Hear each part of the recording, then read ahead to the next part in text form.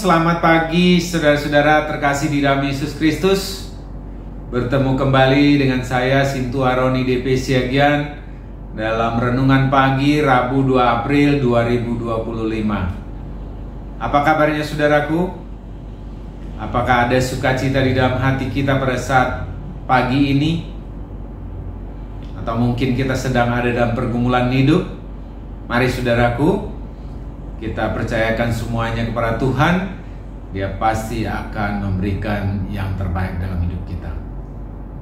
Sebelum kita beraktivitas di sepanjang hari ini, mari terlebih dahulu kita membaca firman Tuhan dan kita renungkan bersama. Mari kita persiapkan hati pikiran kita berdoa. Terima kasih Bapa, kalau sebentar kami akan membaca dan merenungkan firman-Mu. Tolonglah kami ya Bapa, sehingga kami memahaminya. Roh-Mu yang kudus yang memberikan pengertian kepada kami. Di dalam Yesus Kristus Tuhan dan Juru Selamat kami mengucap syukur dan berdoa. Amin. Firman Tuhan yang menjadi dasar renungan kita di pagi hari ini terambil dari 1 Tawarik pasal yang ke-16 ayatnya yang ke-8. Demikian firman Tuhan. Bersyukurlah kepada Tuhan, panggillah namanya, perkenalkanlah perbuatannya di antara bangsa-bangsa. Saudaraku, mungkin di antara kita ada yang sedang mengalami kesulitan hidup ya. Sehingga kita tidak mampu bersyukur. Sepertinya hidup kita ada di dalam kesulitan yang berkepanjangan. Ada penderitaan kesusahan. Ada yang mengatakan nasibnya tidak pernah muzur. Nasibnya selalu sial. Dari orang-orang seperti ini memang tidak atau jarang sekali terdengar ucapan syukur. Orang yang selalu melihat dari segi negatif. Ketika hujan dia mengeluh. Ketika matahari bersinar dia merasa terganggu. Apa saja tidak akan pernah puas. Sudah memiliki sepeda motor dia masih mengeluh, pengen mobil. Sudah memiliki rumah mengeluh. Sudah bisa mengontrak rumah mengeluh.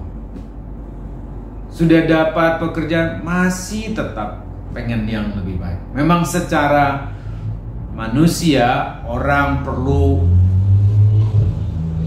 meningkatkan kualitas ya, atau pencapaian yang semakin baik. Tetapi saudaraku, bukan berarti kita mengeluh. Bukan berarti kita selalu memandang sesuatu itu tidak beruntung. Kita harus selalu bersyukur saudaraku. Kita harus memandang segala sesuatunya dari berkat dan anugerah Tuhan. Kita syukuri pekerjaan kita. Kita syukuri kesehatan kita. Kita syukuri badan kita. Kita syukuri mentari pagi. Kita syukuri istirahat tidur kita. Kita bersyukur buat anak. Kita bersyukur untuk istri kita. Apa saja. Banyak sekali yang bisa kita jadikan sebagai ungkapan syukur kita kepada Tuhan. Tuhan senantiasa memelihara hidup kita saudaraku. Memang Tidak semua apa yang kita harapkan, yang kita pikirkan, yang kita inginkan itu bisa kita dapatkan. Tetapi mari kita ingat bahwa Tuhan punya rencana yang baik bagi kita. Tentu saja kita berusaha ya, dengan sekuat tenaga, bekerja dengan baik, ya, menjaga kesehatan juga. Tapi kita harus mampu bersyukur dan selalu mengucap syukur atas segala peristiwa. Ya, tentunya bukan karena perbuatan kita yang tidak baik ya.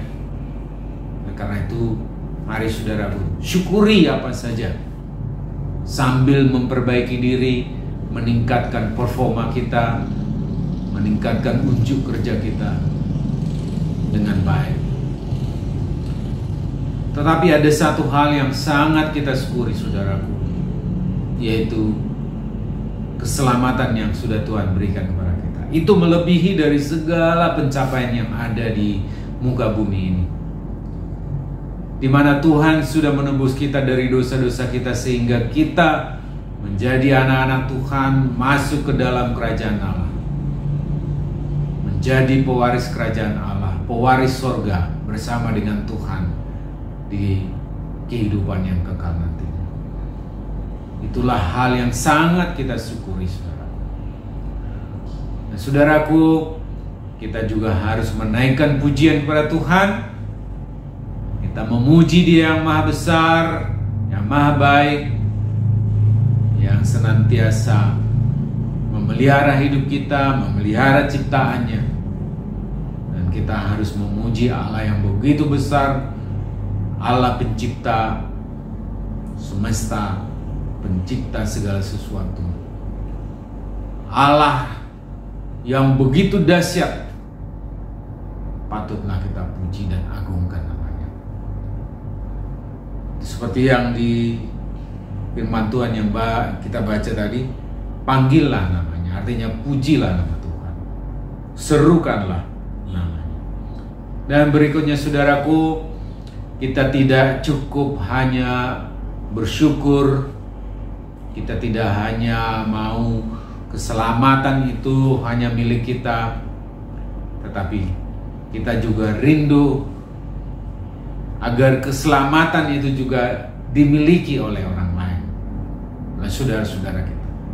Untuk itulah, saudara, di dalam pembacaan kita dikatakan, perkenalkanlah perbuatannya di antara bangsa-bangsa. Jadi kalau selama ini kita pasif, hanya mementingkan diri sendiri, atau hanya memegang keselamatan itu untuk diri kita sendiri, mari saudaraku kita belajar dari firman Tuhan yang mengatakan, perkenalkanlah perbuatan Tuhan di antara bangsa-bangsa. Mari saudaraku, ucapkan syukur senantiasa, puji dan agungkan nama Allah, dan saksikanlah kemurahan Tuhan kepada orang lain. Amin. Mari kita berdoa.